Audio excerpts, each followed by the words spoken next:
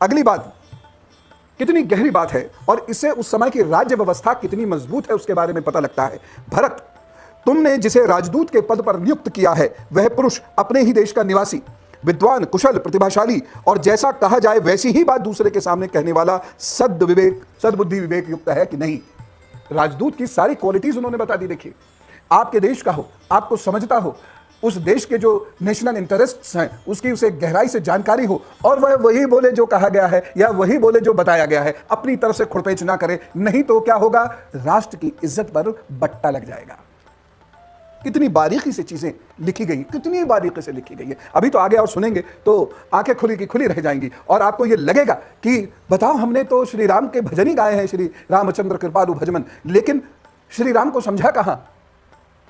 देखिए ये क्या लिखा है श्लोक 36 में, क्या तुम शत्रु के 18 और अपने पक्ष के 15 तीर्थों की 3-3 अज्ञात गुप्तचरों द्वारा देखभाल या जांच पड़ताल करते हो। कितनी गहरी बात है। शत्रु के 18 तीर्थ, तीर्थ का मतलब यहां लीजिएगा विभाग से, शत्रु के 18 विभाग और अपने देश के 15 विभाग और उसमें काम करने वाले लोगों के पीछे, हर एक के पीछे 3-3 गुप्तचर लगने चाहिए। ये नहीं लगेंगे तो राज्य की सुरक्षा खतरे में पड़ जाएगी। ये आवश्यक है। और मेरी बात को यदि कुछ पुलिस के लोग सुन रहे होंगे या कुछ फौज के लोग सुन रहे होंगे, इंटेलिजेंस के लोग सुन रहे होंगे या मंत्री आदि लोग सुन रहे होंगे तो वो समझ रहे होंगे कितनी महत्वपूर्ण बात है ये।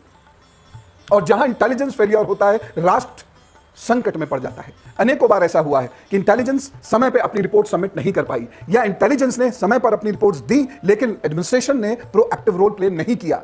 राष्ट्र की सुरक्षा संकट में पड़ी, अनेक लोगों की जान चली गई।